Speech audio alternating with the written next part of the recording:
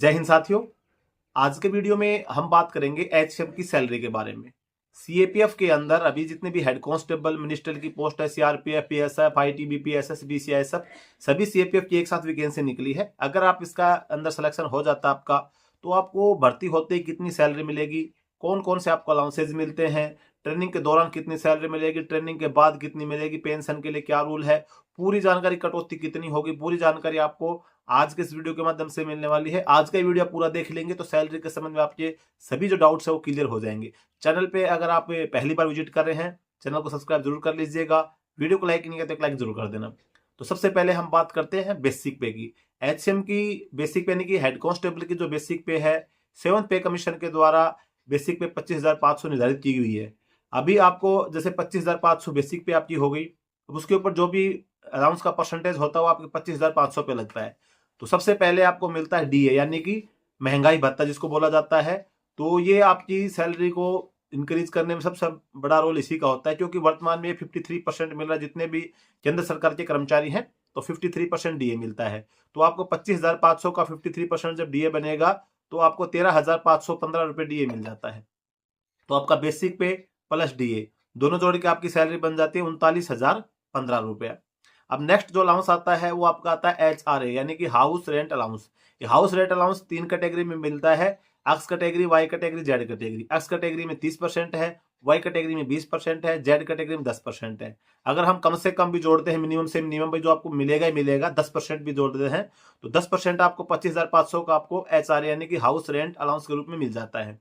तो आपका 2,550 रुपये आपको HRA मिलेगा। तो 39,015 प्लस 2,550 आप जोड़ेंगे तो आपकी जो सैलरी बन जाती है 41,565 रुपये यानी कि 41,565 रुपीज। अभी उसके बाद आपको स्टार्टिंग में टीपीटी मिलती है, तो टीपीटी आपको 27 रुपये मिलेगी। तो अगर इसको भी हम जोड़ देते हैं तो आपकी जो सैलरी बन जाती है 44,265 रुपये आपकी सैलरी आपकी बन जाती है। अभी इसके बाद में आपका जो नेक्स्ट अलाउंस जो होता है वो आपका आता है राशन मनी। अब राशन मनी जो है आपका, ये आपका मिलता है वन डे का 142 रुपये 75 पैसा। यानी कि आप मैस में जब खाना खाएंगे तो खाना खाते समय फिर आपको देना पड़ता है कि भाई जितने दिन आप मैस में खाना खाए उतना दिन का आपको मैस इंचार्ज को देना पड़ेगा। लेकिन जब ट्रेनिंग के बाद आप परिवार वगैरह साथ रखेंगे तो ये पैसा आपके खुद के पर्सनल यूज के लिए ले सकते हैं। आप अपने क्वार्टर पे खाना खाएंगे या फिर छुट्टी में होते तो ये पैसा आपके काम आता है। तो लेकिन जो राशन मनी होती है वो आपकी सैलरी में ऐड होकर आती है। आर्मी नेवी एयरफोर्स में राशन फ्री होता है, लेकिन सीएपीएफ के अंदर जो आपकी राशन मनी होगी वो आपकी सैलरी के साथ ऐड होकर आती है। तो आपकी राशन मनी पूरे महीने के अगर मैं जोड़ू तो 4,283 रुपये अगर 30 दिन का महीना है तो हो जाती है। तो आपकी बेसिक पे डीए, टीपीटी, HRA और राशन मनी अगर जोड़ देते हैं तो आपकी सैलरी लगभग बन जाती है 48,475 रुपया। फिर छोटा मोटा और अलाउंस जोड़ लेंगे इसके अंदर, जैसे आपका भाई रम अलाउंस मिलता है, hair cutting allowance, soap toilet allowance वगैरह मिलके तो लगभग 49,048 से 49,000 के बीच में आपकी सैलरी बन जाती है। मान लो 49,000 रुपये लगभग आपकी ग्रोस सैलरी बन गई, स्टार्टिंग सैलरी। अब इसके बाद आपके ऊपर होती है आपकी कटौतियां शुरू। अब कटौती जो होती है, सबसे जो मेन कटौती होती है वो आपके एनपीएस के लिए, न्यू पेंशन सिस्टम यानी कि आपकी एनपीएस की कटौती होती है। आपका बेसिक पे प्लस डीए का 10% कटता है। इसकी वजह से आप भर्ती होंगे तो आपका एक एनपीएस का अकाउंट खुल जाता है और ये पैसा आपकी उस अकाउंट में जमा होता रहता है। आपकी सैलरी से 10% काटा जाता है और 14% गवर्नमेंट का कंट्रीब्यूशन होता है।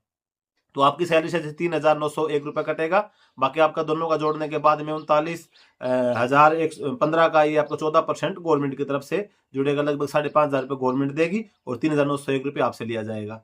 तो ये आपका उसमें से सैलरी में से कट हो जाने के बाद में फिर आपकी सैलरी बच जाती है, यानी कि आपका लगभग 49,000 बनी थी तो उसमें से कम करेंगे तो लगभग आपकी 45,099 रुपये के आसपास आपकी सैलरी बच जाती है।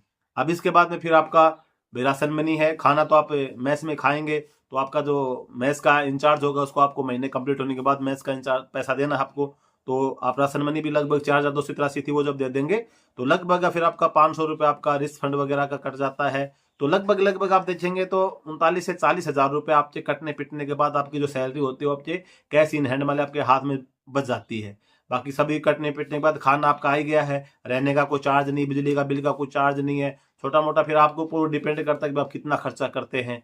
भाई कोई आदमी तो या कि भाई 1000-2000 में काम चला लेगा, किसी को खाने पीने का ज़्यादा शौक है उस हिसाब से करेगा, किसी को अपने ऊपर तो खर्चा कितना भी कर सकता है आदमी, वो खुद एक तो वही खर्चा कितना करने वाला है, खुद आपके पीछे बैकग्राउंड अपना पीछे परिवार की भी एक देखा जाता है कि भाई पीछे मेरे ऊपर जवाबदारी है, पीछे को देखने वाला उस हिसाब से खर्चा करता है, वो आप पे डिपेंड करता है। लेकिन लगभग 39,000 रुपये 39 से 40 के बीच में आपकी फर्स्ट सैलरी आपके अकाउंट में क्रेडिट हो जाती है। अब इसके बाद ये तो होगी आपको मिलने वाली सैलरी स्टार्टिंग से जो शुरू होगी। उसके बाद में फिर आपको मिलता है क्या कि आप जैसे ट्रेनिंग कंप्लीट कर लेंगे और ट्रेनिंग कंप्लीट करके बाद जब अपनी बटालियन वगैरह में जहाँ भी आपकी पोस्टिंग होगी वहाँ पे जब आप पदस्थ होते हैं तो वहाँ पे फिर आपको कौन कौन से अलाउंस मिलते हैं उस पर डिपेंड करेगा, वो आपकी पोस्टिंग पैलेस पे डिपेंड करता है फिर आपकी सैलरी कितनी बनती है। ये जो सैलरी तो बनेगी। अब हो सकता है कि जैसे आपकी पोस्टिंग किसी ऐसी जगह पे होगी जहाँ पे रिस्क अलाउंस 21,725 रुपये जैसे JNK में है, छत्तीसगढ़ में है, कुछ जगह पे झारखंड में है, महाराष्ट्र में कुछ जगह पे है। अगर ये अलाउंस आपको मिलता है 21,000 तो आप देखेंगे तो आपको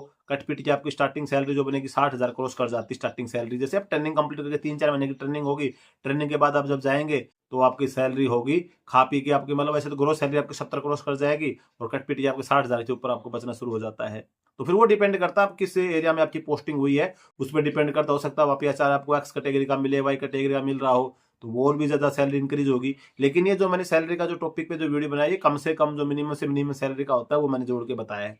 तो ये तो सैलरी आपको मिलने में बाकी अच्छी खासी सैलरी है, बशर्ते आपको इसके लिए मेहनत करनी पड़ेगी। अभी हर क्षेत्र में मेहनत करेंगे तब जाके आप एक सीट पक्की कर सकते हैं। बाकी हमारी शुभकामनाएं आपके साथ है, जो बच्चे मेहनत करेंगे वो सफल जरूर होते हैं और आपको सेंट्रल आर्मड पुलिस फोर्स में भर्ती होने का सपना आपका पूरा हो सकता है। तो इसके थोड़ा सा जोर लगाएं, मेहनत करें, चाहे आपका फिजिकल है, चाहे रिटर्न एग्जाम है, चाहे आपका टाइपिंग टेस्ट है, हर क्षेत्र में आपको मेहनत करनी पड़ेगी तभी आप सफल हो पाएंगे।